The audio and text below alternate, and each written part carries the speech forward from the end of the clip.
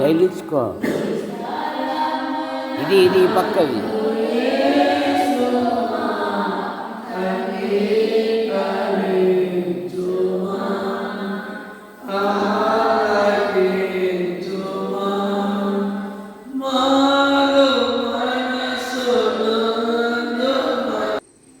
సహోదరులారా, పరిశుద్ధ గ్రంథం నుండి యెహోషువ గ్రంథం 24వ అధ్యాయం 15వ వచనం. యెహోవాను సేవించుట మీ దృష్టికి కీడని తోచిన ఎడల మీరు ఎవరిని సేవించెదరో? నది అద్దరిని, మీ పితరులు సేవించిన దేవతలను సేవించెదరు.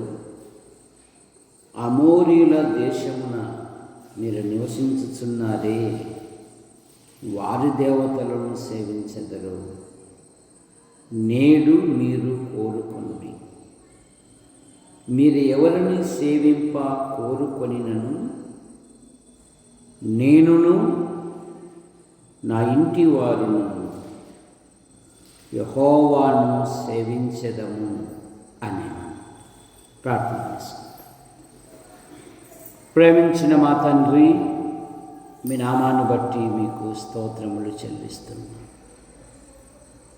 రాకడి దినాలు, అంత్య దినాలు, అపాయకరమైన దినాలలో గత దినాలన్నీ మీరు కాపాడి ఈ నూతన మాసములో ఈ బుధవారమున సంఘ కార్యక్రమాలలో బైబిలు పట్టణం గనుక పాటల ద్వారా నేను స్తుతించుటకు, ఘనపరచుటకు, మహిమపరచుటకు మీరిచ్చిన ధన్యతను బట్టి మీకు స్తోత్రములు చెల్లిస్తున్నాను. దేవా, మీ పక్షాన్ని నిలబడిన వాడు బలహీనుడు, మరుగుపరచండి. నాతోనూ మాతోనూ యంత్ర శబ్దం ద్వారా ఎందరైతే ఆకర్షిస్తున్నారో మహిమ పొందమని యేసు ప్రభు నామములో ప్రార్థిస్తున్నాం తండ్రి, ఆమేన్.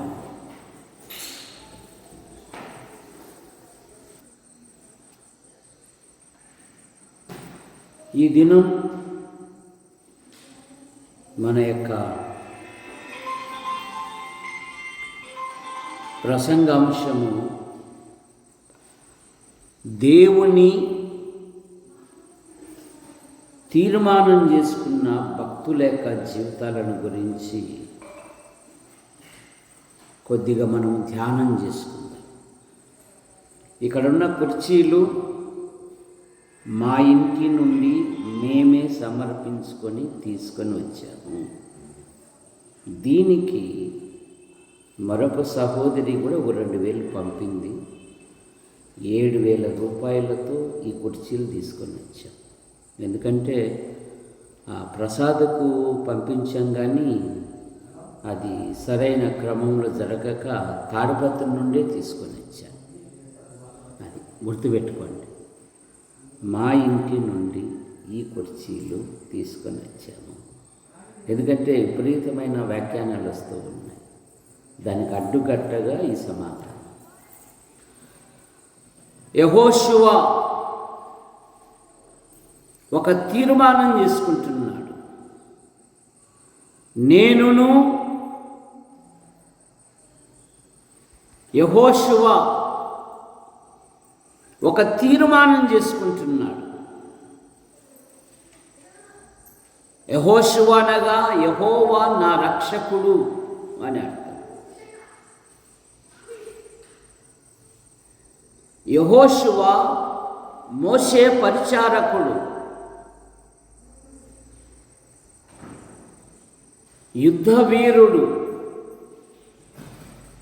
గుడారములో నుండి ఎదిగినవాడు, నిండు మనసుతో దేవుని వెంబడించినవాడు, ఇశ్రాయేలుల పక్షమున అమాలేకులతో యుద్ధం చేసినవాడు. మోషే ప్రభు యొద్దకు చేర్చబడినప్పుడు మోషేకు దేవుడు ద్వితోపదేశ కాండంలో అంటాడు, నువ్వు యెహోషువను సిద్ధపరచు అంటాడు. ఇక మొదటి అధ్యాయం యెహోషువ గ్రంథంలో యెహోషువతో అంటున్నాడు దేవుడు, నేను మోషేకు తోడై ఉండునట్లు నీకును తోడై ఉండేదను. నీ ఎదుట ఏ మనుషుడు నిలవజాలడు. అడుగుపెట్టు ప్రతి స్థలము నీదగును అన్నాడు. అద్భుతముగా వాగ్దాన దేశాన్ని యెహోషువ జయించాడు. ఇశ్రాయేలీలకు వారి వారి గోత్రాలకు స్వాస్థ్యము పంచి ఇచ్చాడు. ఇప్పుడు వృద్ధాప్యములో ప్రజలందరినీ పిలిపించి తన కుటుంబాన్ని గురించి, తన జీవితాన్ని గురించి ఒక శ్రేష్టమైన సాక్ష్యం చెప్తూ ఉన్నారు. ఇప్పుడు మీరు స్వతంత్రులు,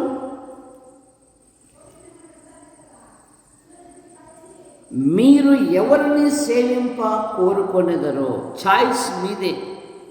బట్ నేనును నా ఇంటి వారును యెహోవాను సేవించెదము. గత సంవత్సరాలని దేవుడు తన రెక్కల కింద ఉంచుకొని మరో నూతన సంవత్సరాన్ని, భవిష్యత్తును బహుమానంగా ఇచ్చిన ప్రభును స్తుతించాలి. ఈ 25వ సంవత్సరంలో సహోదరుడా, సహోదరి, నీ తీర్మానం ఏమిటి? ఒక కుటుంబీకుడు, ఒక కుటుంబ పెద్ద, ఒక కుటుంబ తండ్రి, ఇశ్రాయేలుల సర్వ సమాజములో ఒక గొప్ప సాక్ష్యం ఇస్తూ ఉన్నాడు. నేనును నా ఇంటి వారు యెహోవాను సేవించెదము. దేవుని సేవించే కుటుంబం యెహోషువ కుటుంబం. దేవుని ఘనపరిచే కుటుంబం యెహోషువ కుటుంబం. దేవునికి కృతజ్ఞతాస్తుతులు చెల్లించే కుటుంబం యెహోషువ కుటుంబం. ప్రతి విషయములో దేవుని కొనియాడిన కుటుంబము యెహోషువ కుటుంబం. మరి మన కుటుంబాలు ఎలాగున్నాయి? మన కుటుంబాలలో దేవునికి ఎంత మాత్రం ప్రాధాన్యత ఉంది? సౌలు కుటుంబం గురించి, దావీదు కుటుంబం గురించి పరిశుద్ధాత్మ దేవుడు రాస్తూ ఉన్నాడు. దావీదు కుటుంబీకులకును సౌలు కుటుంబీకులకును బహుకాలము యుద్ధము జరగగా దావీదు కుటుంబము అంతకంతక ప్రబలెను. సౌలు కుటుంబము అంతకంతకు నీరసిల్లెను.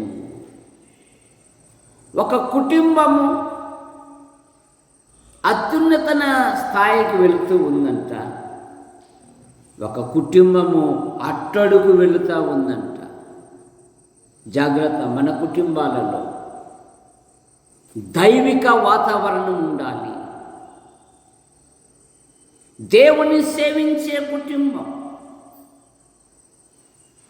దేవుని సేవించువారు,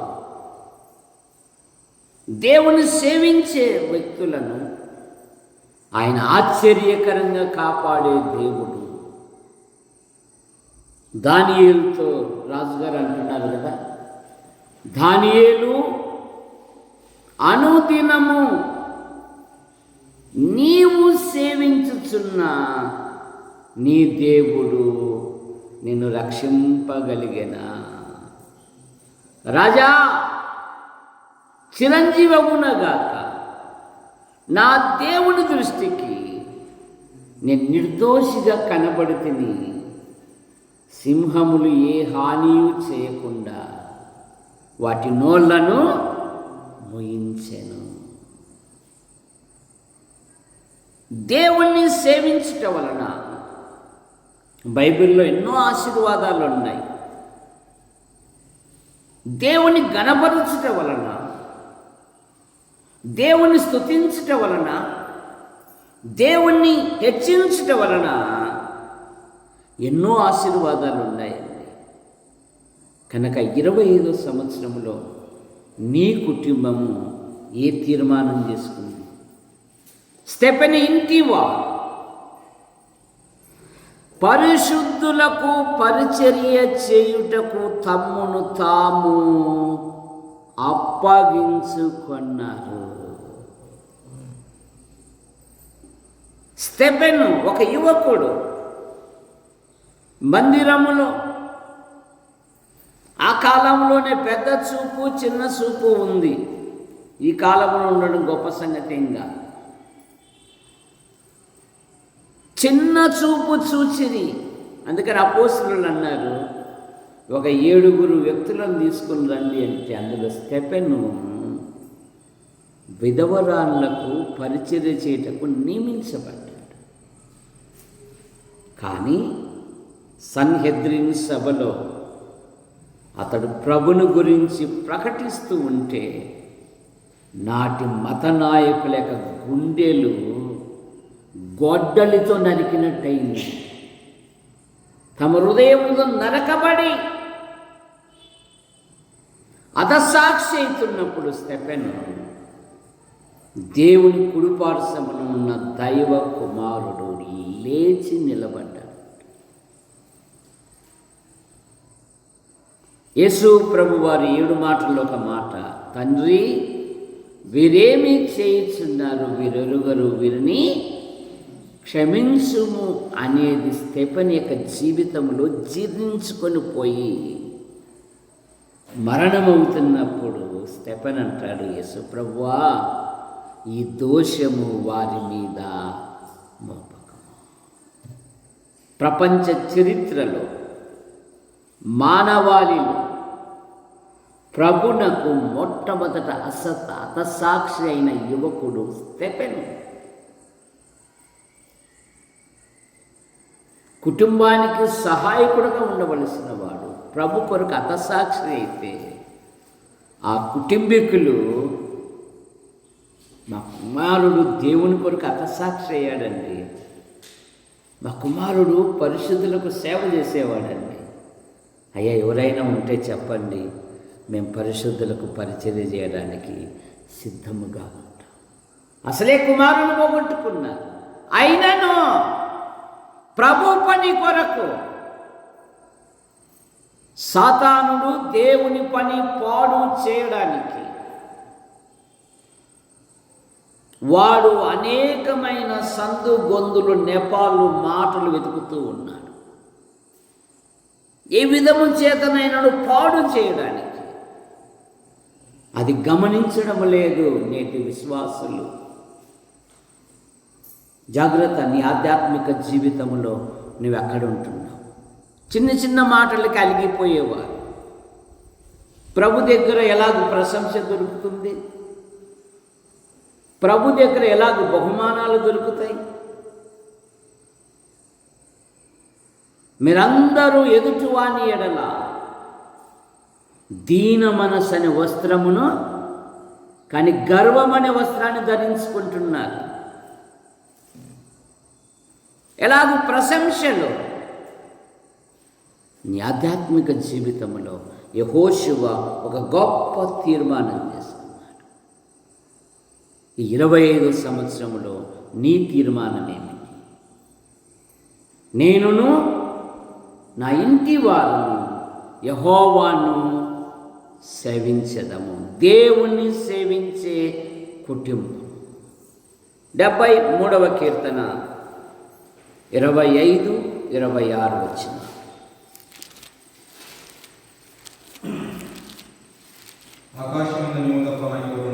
ఆకాశమందు నీవు తప్ప నాకెవరున్నారు? నీవు నాకుండగా. ఆసాపు ఒక బలమైన సాక్ష్యము, ఒక బలమైన తీర్మానం చేసుకుంటున్నాడు. ఆకాశమందు నీవు తప్ప ఎవరున్నారు? నీవు నాకుండగా లోకములోనిది ఏదియు నాకు అక్కర్లేదు. చాలామంది లోక విషయాల మీద మనసు పెడుతున్నారే కానీ దైవిక విషయాల మీద మనసు ఉంచడం లేదు.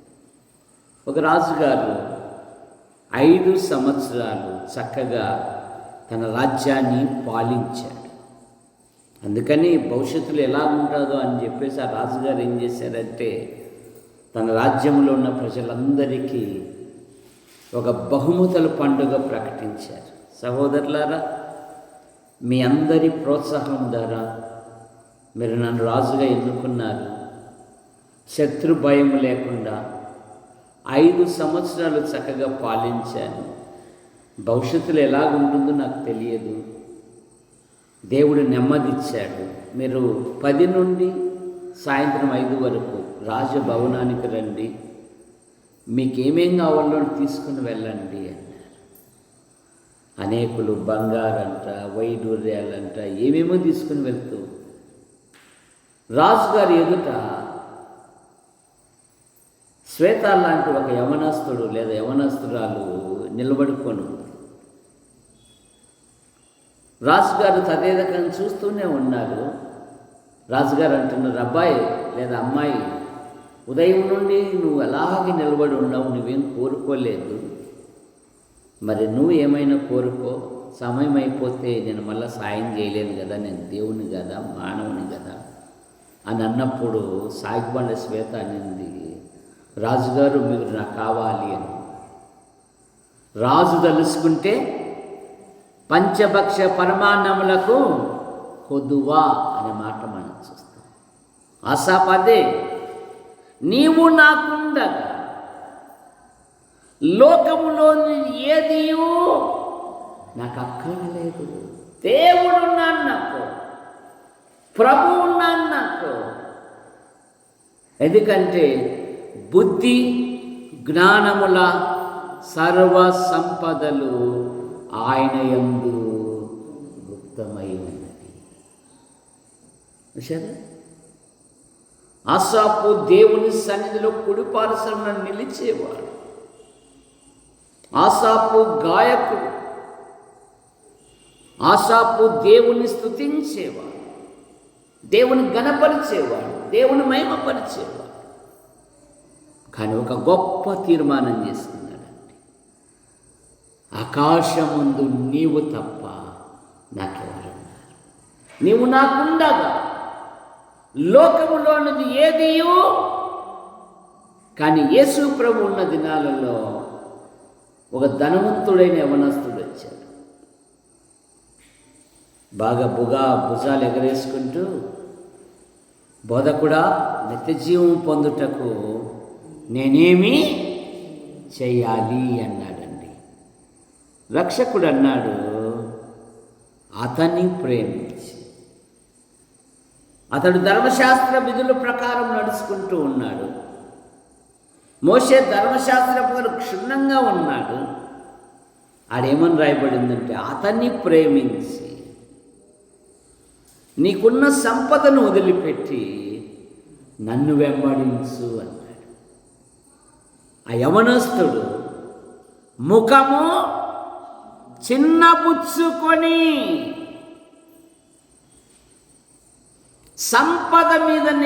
సంపదనే ప్రేమించి ఐశ్వర్యవంతుడైన ప్రభును వదులుకున్నాడండి. తన శిష్యులు ప్రభుని అడిగారు, ఇదిగో సమస్తమును మేము విడిచిపెట్టి నిన్ను వెంబడించాం, మాకేమి అని అడిగారు. ఏమన్నాడు యేసుప్రభు వారు? ఇశ్రాయేలీల 12 సింహాసనాల మీద మిమ్మల్ని కూర్చోబెడతానన్నాడు. కానీ యూదాగాడు పోగొట్టుకున్నాడు కదా. కారణమేమి?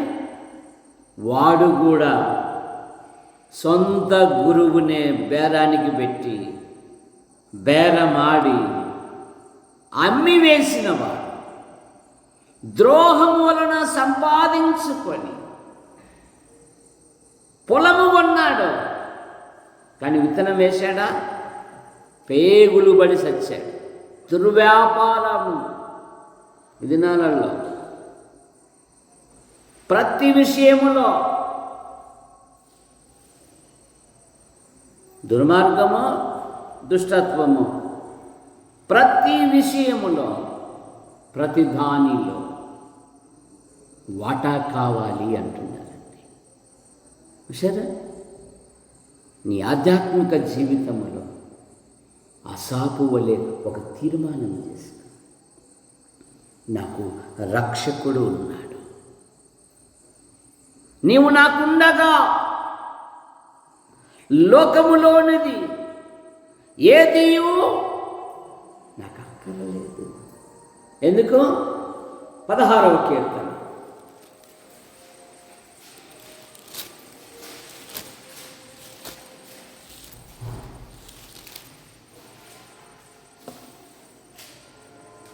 ఐదవ వచనం, యెహోవా నా స్వాస్థ్య భాగము, నా పానీయ భాగము, నీవే నా భాగమును కాపాడుచున్నావు. మనోహర స్థలములలో నాకు పాలు ప్రాప్తించెను, శ్రేష్టమైన స్వాస్థ్యము నాకు కలిగెను. శ్రేష్టమైన స్వాస్థ్యము. 11వ వచనములో, నీ సన్నిధిని జీవమార్గము నాకు తెలియజేసేదవు, నీ సన్నిధి సంపూర్ణ సంతోషము గలదు, నీ కుడి చేతిలో నిత్యము సుఖములు. ఆకాశమందు నీవు తప్ప నాకెవరున్నారు? నీవు నాకుండగా లోకములోనిది ఏదియు నాకు అక్కర్లేదు. బారాకుతో ఇర్మీయా ప్రవక్త చెప్తూ ఉంటే బారాకు లేఖికుడు, అనేకమైన విషయాలు రాయువాడు. ఇప్పుడు ఇర్మీయాను చెరసాలలో వేసినందుకు వారు వారు వారు వారు వారు దైవజనుని ప్రవక్తనే చెరసాలలో వేశారు, ఇట కాదు, లోకంలో ఏదైనా నేను సంపాదించుకోవాలి అనుకొని ఏం చేశాడంటే లోక విషయాల మీద మనసు పెట్టినప్పుడు దేవుడు అంటున్నాడు చూడండి, 5వ వచనం 45:5, నీ నిమిత్తము నీవు గొప్ప వాటిని వెతుకుచున్నావా? వెతకవద్దు, నేను సర్వ శరీరుల మీదికి కీడు రప్పించుచున్నాను. అయితే నీవు వెళ్ళు స్థలములన్నిటిలో దోపుడు సొమ్ము దొరికినట్టుగా నీ ప్రాణము నీకిచ్చుచున్నాను. ఇదే యెహోవా వాక్కు. నీ నిమిత్తము నీవు గొప్ప వాటిని వెతుకుతున్నావా? చాలామంది ప్రభును వదిలిపెట్టి లోక సంబంధమైన విషయాలలో వారు ముందు చూపు కలిగి ఏమేమో చేసుకుంటాం. కానీ వెతకవద్దు, అవన్నీ పాడైపోతాయి, అవన్నీ నాశనమైపోతాయి. ఆకాశమందు నీవు తప్ప నాకెవరున్నారు? నీవు నాకుండగా లోకములోనిది ఏది నాకు అక్కరలేదు. యోబు తరువాత యోబు అంత భక్తుడు బైబిల్లో ఎవరున్నారు? పాత నిబంధనలు. యోబు ఏమన్నాడు?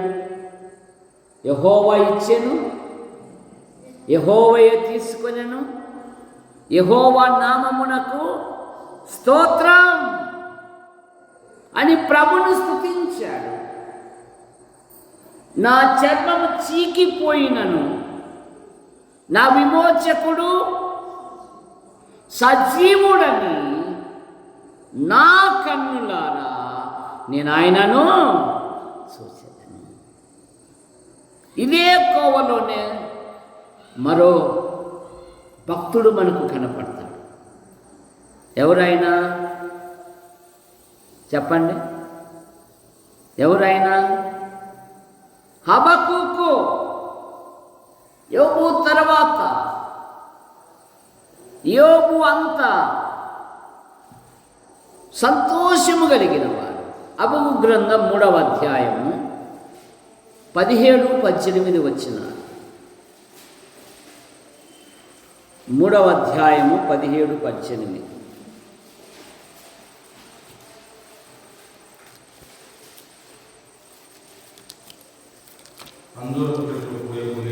అంజూరపు చెట్లు పూయకుండినను, ద్రాక్ష చెట్లు ఫలింపకపోయినను,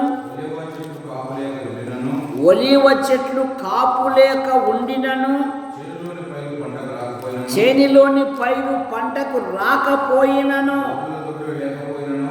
సాలలో గొర్రెలు దొడ్లు లేకపోయినను నేను యెహోవాయందు ఆనందించెదను, నా రక్షణకర్త అయిన నా దేవుని యందు నేను సంతోషించెదను. ప్రభువు యెహోవాయే నాకు బలము, ఆయన నా కాళ్ళను లేడి కాళ్ళ వలె చేయును. ఉన్నత స్థలముల మీద ఆయన నన్ను నడువ చేయును. ఉన్నత స్థలముల మీద ఏమున్నా ఏమి లేకపోయినా ఏమంటున్నాడు? పూయకుండినను, ఫలింపలేకపోయినను, కాపు లేక ఉండినను, రాకపోయినను, లేకపోయినను నేను యెహోవాయందు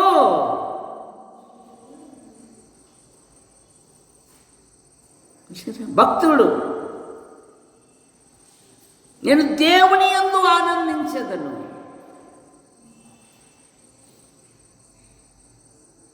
నేను ప్రభునందు ఆనందించెదను.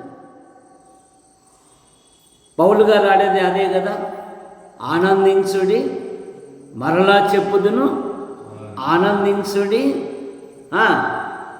మీ ఆనందము ప్రభునందు, లోక విషయాలలో కాదు.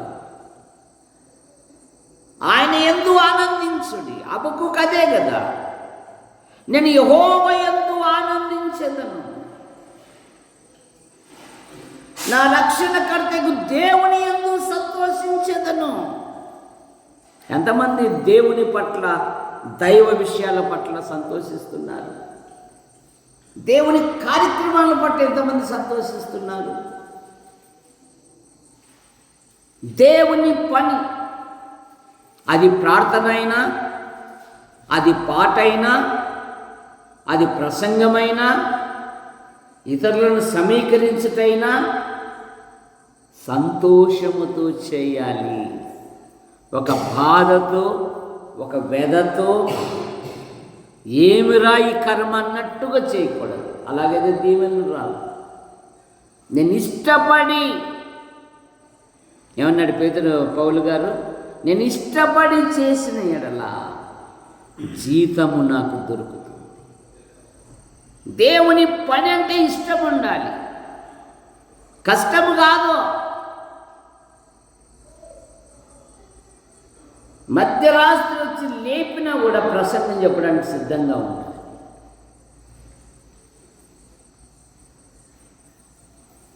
ఆ బుద్ధి లేని కన్యకలు అప్పుడప్పుడు సిద్ధపడుతూ ఉన్నారు. ఏమని రాయబడింది? వారు సిద్ధపడే లోపే సిద్ధపడిన కన్యకలతో పెళ్లి కుమారునితో వెళ్ళిపోయారు. వారు వచ్చేళ్ళకల్లా డోర్లన్నీ బంద్ అయిపోయాయి. ఎల్లప్పుడూ సిద్ధముగా ఉండాలి. ప్రభును ప్రకటించుటలో, ప్రభును ఘనపరచుటలో, ప్రభును మహిమపరచుటలో నీ ఆధ్యాత్మిక జీవితం. 3వ తీర్మానం ఎబ్రీ పత్రిక 11వ అధ్యాయం.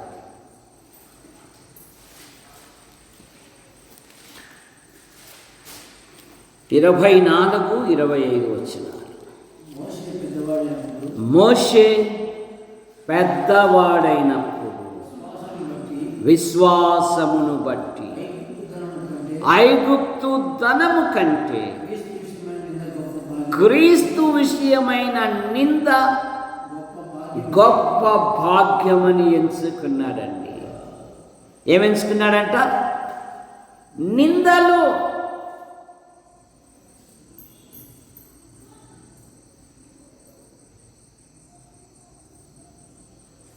మనం ప్రార్థన గ్రంథంలో ఏం చదువుతామంటే, సాతానుని గురించి, మన సహోదరుల మీద నిందలు మోపువాడైన అపవాది. తప్పించుకోవాలి అంటే ఏదో ఒక నింద,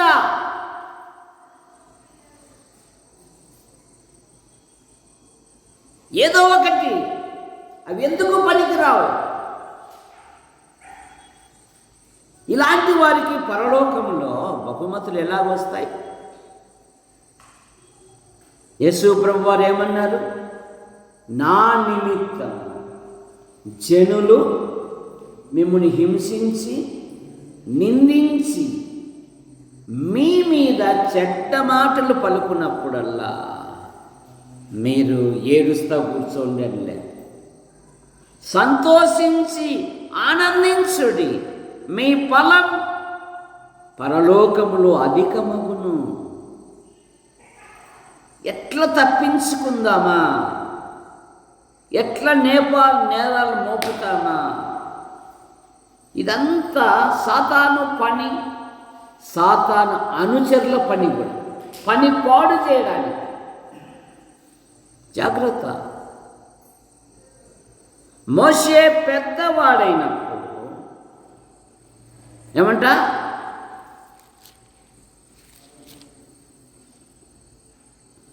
ఐగుప్తు ధనము కంటే క్రీస్తు విషయమైన నింద గొప్ప భాగ్యమని ఎంచుకున్నాడండి. ఇంకా యేసుక్రీస్తు వారు ఈ భూలోకానికి జన్మించలేదు, రాలేదు. కానీ అదృశ్యుడైన దేవుణ్ణి చూస్తూ ఉన్నాడు. ఐగుప్తు ధనము అంటే ఆ దినాలలో ప్రపంచాన్ని సంపాదించినంతగా. ఇప్పుడు డాలర్ కదా శాసిస్తున్నది, ప్రపంచ పోలీస్ అమెరికా కదా, పెద్దన్న అంటారు అమెరికాను.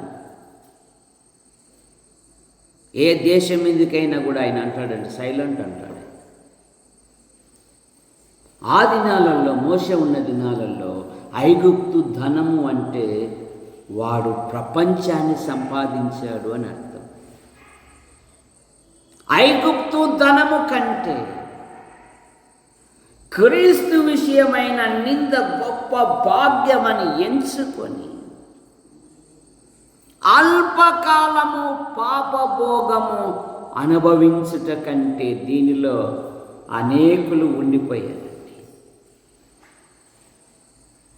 అవకాశం.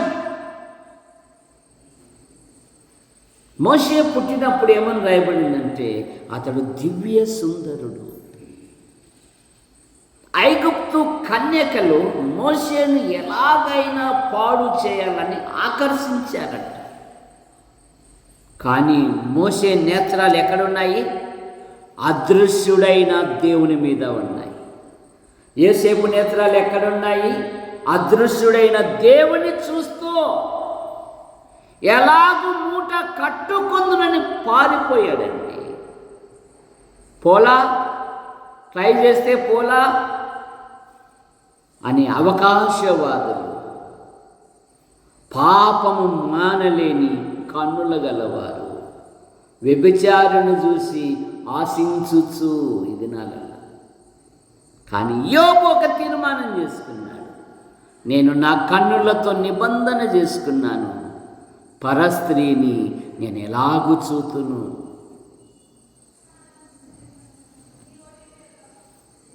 నీ తీర్మానం ఏమిటి? అల్పకాలము పాపభోగము అనుభవించుట కంటే దేవుని ప్రజలతో శ్రమ అనుభవించుట మేలని యోచించి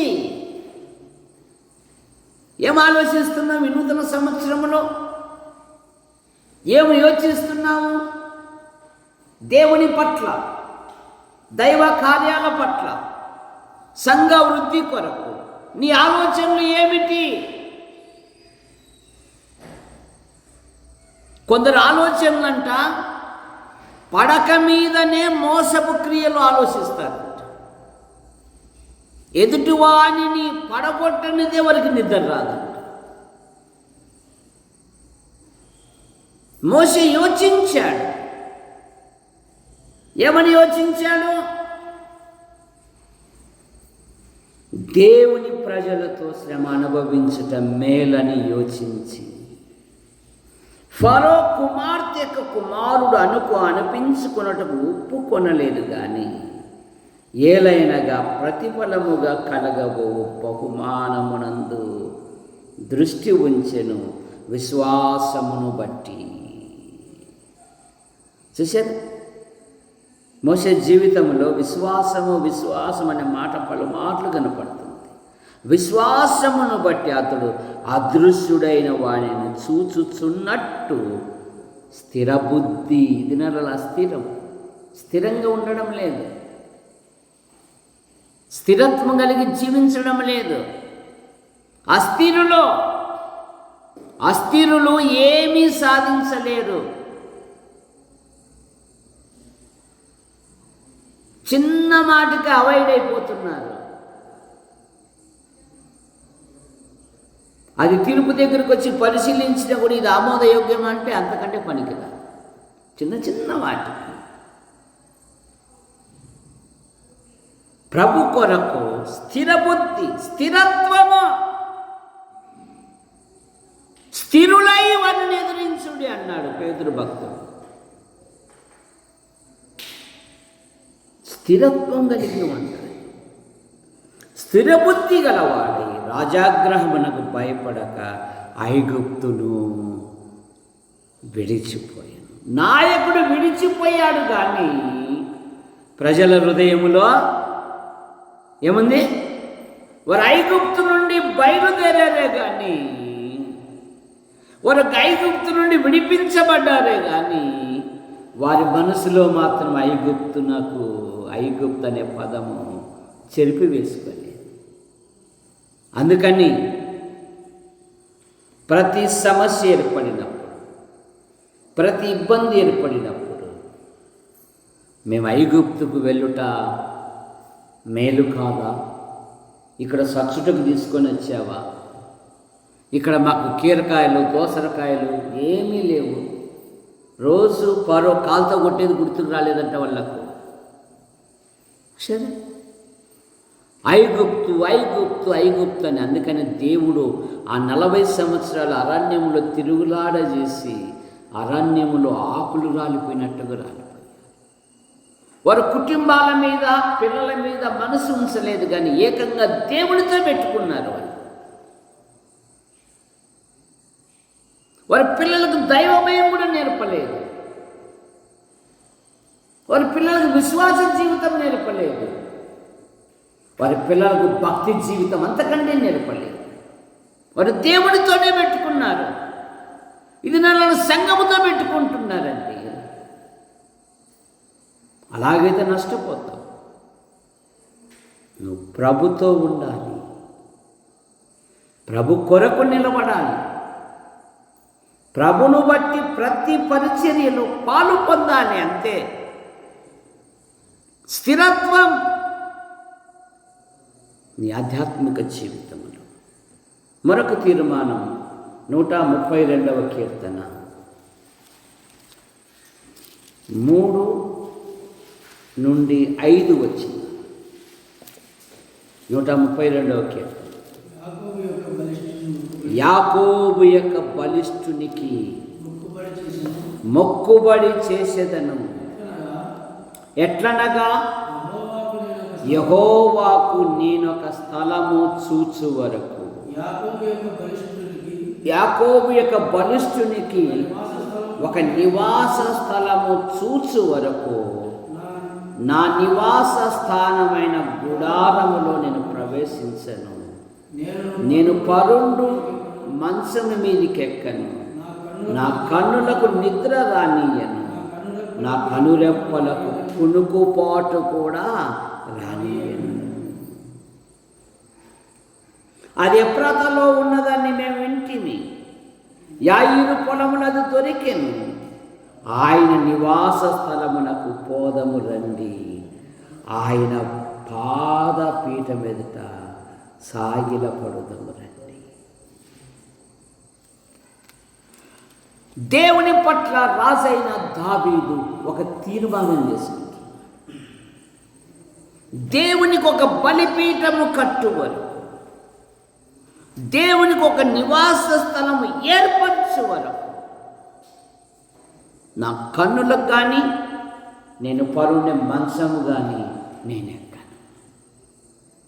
ఎందుకు? మా ఇంట్లో నాకంటే ముందుగా జన్మించిన వారందరినీ మా నాన్న ఎస్ఐ దేశ సైనికులుగా చేశాడు. నా దగ్గరికి వచ్చేళ్ళకల్లే మా నాన్న ముసలివాడు అయ్యాడు. ఉన్నతమైన చదువులు చదివించలేక 4 గొర్రెలు ఇచ్చి పంపించాడు. అరే దావీదు, మన వృత్తి ప్రకారం గొర్రెలు మేపుకోరా, అయినా మార్కెట్లో పొట్టేళ్ళ మాంసం 1000 రూపాయలు ఉందిరా, 4 మేపుకుంటే బతుకుతావురా. ఇది నా ఇంటి పరిస్థితి, నా ఇంట్లో నా పరిస్థితి ఇది. కానీ దేవుని దృష్టిలో నా ఇష్టానుసారైన ఒక మనుషుని నేను కనుగొన్నాను. అతడు నా ఉద్దేశములు నెరవేర్చువాడు. పాడి గొర్రెలు వెంబడించటం మానిపించి తన ప్రజలైన ఇశ్రాయేలుకును రాజ్యముగా, రాజ్యాధినేతగా, రారాజుగా నియమించాడు. ఎప్పుడైతే దావీదు అంతఃపురములో ఉన్నాడో అంతఃపురం విడిచి దేవుని సన్నిధిలో కూర్చుండి ఇలాగ మనవి చేస్తున్నాడు. 2 సమూయేలు గ్రంథం 7:18. యెహోవా నా ప్రభువా, ఇంతగా నన్ను హెచ్చించుటకు నేను అంతటి వాడను, నా కుటుంబము. దేవుడు నిన్ను ఇంతగా దీవిస్తే దేవుని పట్ల నీ ఆసక్తి ఏంటి? దేవుని మందిరం పట్ల నీ ఆసక్తి ఏంటి? నా దేవునికి ఒక నివాస స్థలము ఏర్పరచు వరకు నా కన్నులకు కానీ నా మంచం మీద కానీ నేను ఎక్కను అన్నాడండి. మరి నీ తీర్మానం ఏమిటి? నీ తీర్మానం ఏమిటి? ప్రభు పట్ల 25వ సంవత్సరంలో ఏ తీర్మానం చేసుకున్నావు? 6వ మాట ఫిలిప్పీ పత్రిక 3వ అధ్యాయం 7వ వచనం. 3:7 ఫిలిప్పీ పత్రిక. అయినను ఏవేవి నాకు లాభకరములై ఉండెను వాటిని క్రీస్తు నిమిత్తం నష్టముగా ఎంచుకొంటిని. నిశ్చయముగా నా ప్రభువైన యేసుక్రీస్తు గూర్చిన అతి శ్రేష్టమైన జ్ఞానమును నిమిత్తము సమస్తమును నష్టముగా ఎంచుకొనుచున్నాను. క్రీస్తును సంపాదించుకొని. పౌలు గారు ఏమంటున్నాడు? నేను క్రీస్తును సంపాదించుకున్నాను. క్రీస్తును సంపాదించుకొనుటకు నాకు ఏమేమి లాభకరములై ఉన్నవో నేను నష్టముగా ఎంచుకున్నాను. ధర్మశాస్త్ర మూలమైన నా నీతిగాక క్రీస్తునందు విశ్వాసం వలన నీతి, అనగా విశ్వాసమును బట్టి దేవుడు అనుగ్రహించి నీతి గలవాడై ఆయన యందు అగుపడు నిమిత్తము ఏ విధము చేతనైనను మృతులలో పునరుత్థానం నాకు కలగవలనని ఆయన మరణ విషయములో సమాన భావం గలవాడనై ఆయనను ఆయన శ్రమలలో ఎట్టివాడగుట పాలివాడగుట ఎట్టిదో ఎరుగు నిమిత్తము సమస్తమును నష్టపరుచుకొని వాటిని పెంటతో ఎంచుకొని నేను క్రీస్తును సంపాదించుకొని. బైబిల్లో అనేకమైన సంపాదనలు ఉన్నాయి. ఆదికాండం 11వ అధ్యాయంలో ఏం చదువుతాము? మనము పేరు సంపాదించుకొందము రండి. ఆ బాబేలు పట్టణస్థుల యొక్క ఆలోచన ఏంది? ఆకాశం అంటూ ఒక శిఖరము కట్టి పేరు సంపాదించుకొందము రండి. తమ పేరు కనపడాలి, తమ ఉనికి కనపడాలి, తమ గొప్పతనం కనపడాలి. ఆ కాలంలో భక్తులు చక్కగా పాట పాడేవారు. ఏబి మాసిలామణి గారు చక్కని పాట రాశారు. నడిపించు నానావా నడి సాంద్రమున దేవా నవ జీవన మార్గమున నా జన్మ తరింప నడిపించు నానావా రాత్రంతయు శ్రమ పడినా రాలేదు ప్రభు జయము రహదారులు వెదకినను రాదాయని ప్రతిఫలము రక్షించు నీ సిలువా రమణీయ లోతులలో రతనాలను వెదకుటలో రాజిల్లు నా పడవా నడిపించు నానావా అని భక్తులు ప్రభును వేడుకునేవారు. ప్రభువా నా జీవితంలో ముందుగా ఉండు, ప్రభువా నా కుటుంబంలో ముందుగా ఉండు, ప్రభు ఈ కష్టమైన లోకములో నాకు ముందు ఉండి నడిపించు అని అడిగారు.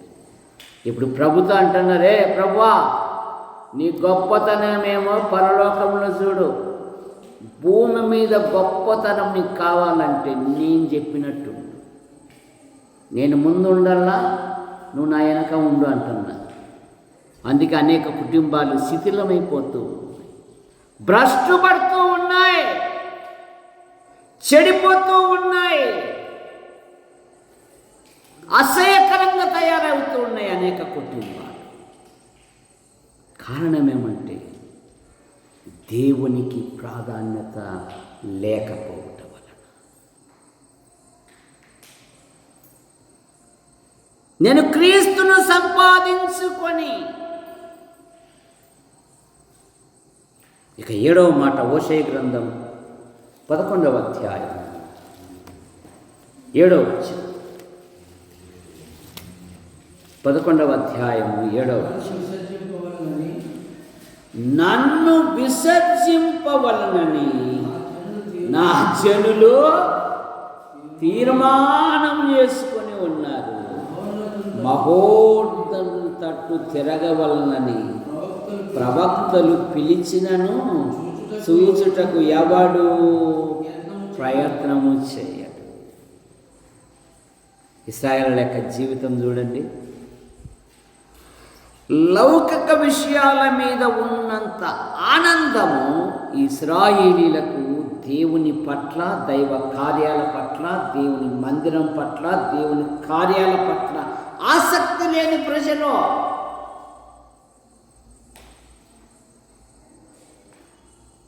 నన్ను విసర్జించుకొనవలనని,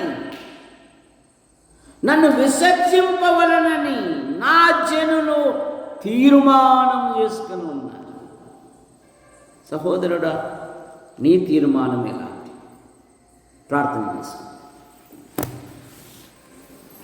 యేసు ప్రభువా, మీకు వందనాలు చెల్లిస్తున్నాను. 25వ సంవత్సరములో భక్తులు కొందరు తీర్మానం చేసుకున్నారు. యెహోషువ అన్నాడు, నేనును నా ఇంటి వారు యెహోవాను సేవించారు. యాడికి క్రైస్తవ కుడిక గృహం చేర్చబడిన ప్రతి కుటుంబాన్ని మీరెక్కలి కింద ఉంచుకొని కాపాడండి. ప్రభుత్వ శాఖల్లో కొందరు, ప్రైవేట్ సంస్థల్లో కొందరు, మరి కొందరు రాత్రింబగలు భిన్న రీతిగా ప్రయాసపడుతూ ఉన్నారు. సాగిబండ బిషప్ ఇంకా మిత్రులు డ్యూటీలలో ఉన్నారు. వారి డ్యూటీలను దీవించండి, క్షేమంగా నడిపించండి.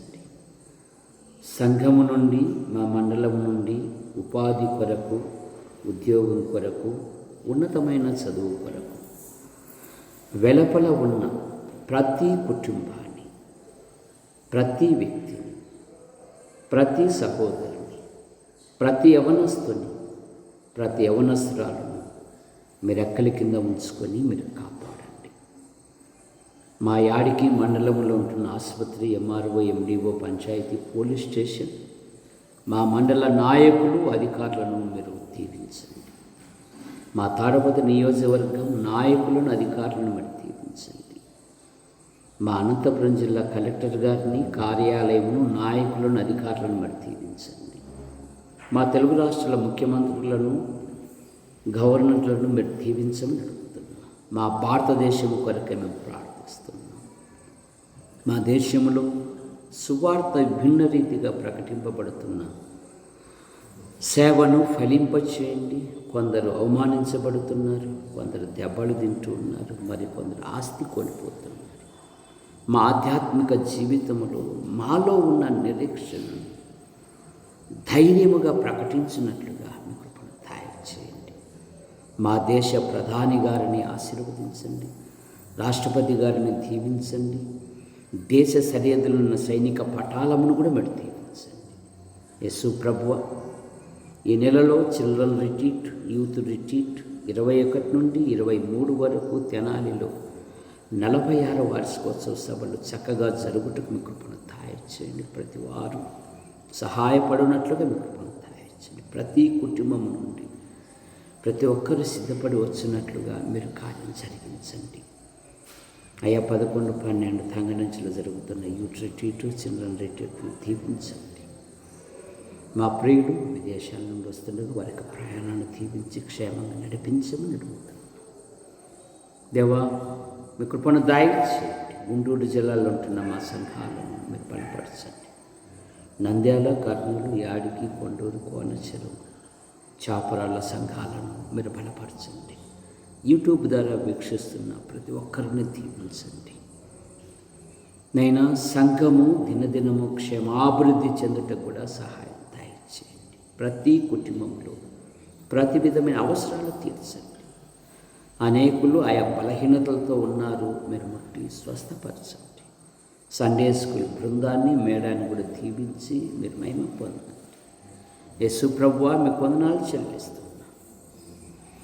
ఈ మాటలను నీరు కట్టి ఫలింపచేయండి. మా కొరకు ప్రార్థిస్తూ మా అవసరాలు తీరుస్తూ సమయాలలో మాకు సహాయపడుతున్న ప్రతి వారిని కూడా దీవించండి. బేబీకుంటున్న మోకాల నొప్పులను, రాజయ్యకుంటున్న స్వరపేటిక విషయంలో ఆయనకుంటున్న బలహీనతను మీరు ముట్టి స్వస్థపరచండి. అయ్యి రాత్రి మీరు మహిమ పొందమని ఆశీర్వదించు హస్తాలకు అప్పచెప్పుకుంటూ, మరి పాల్కు 10వ తేదీ నుండి పరీక్షలు ఉన్నాయి, 12వ తేదీ నుండి మంచి ఫలితాలతో పాస్ అవునట్లుగా మీ కృపను దయచేయమని ఆశీర్వదించు హస్తాలకు అప్పచెప్పుకుంటూ, యేసు ప్రభు నామములో కొందరు వచ్చారు, కొందరు రాలేకపోయారు, మరొక తరుణం కూడా దయచేయమని యేసు ప్రభు నామములో ప్రార్థిస్తూ బయలుదేరుతున్నాం తండ్రి. ఆమేన్. అందరికి వందనాలు సహోదరులారా. మరి 46వ కూడికలకు మిమ్మల్ని అందరినీ ప్రేమపూర్వకంగా ఆహ్వానిస్తున్నాము. ప్రతి ఒక్కరూ రండి. రాదాల్సిన వారు మీ పేరు తెలియజేయండి. ఎందుకంటే దగ్గర పడుతుండే కొద్ది రిజర్వేషన్లు దొరకవు గనక మీరందరూ ఇష్టపూర్వకంగా రావాలని 2 చేతులు జోడించి మీకు వందనాలు తెలియజేయచ్చు.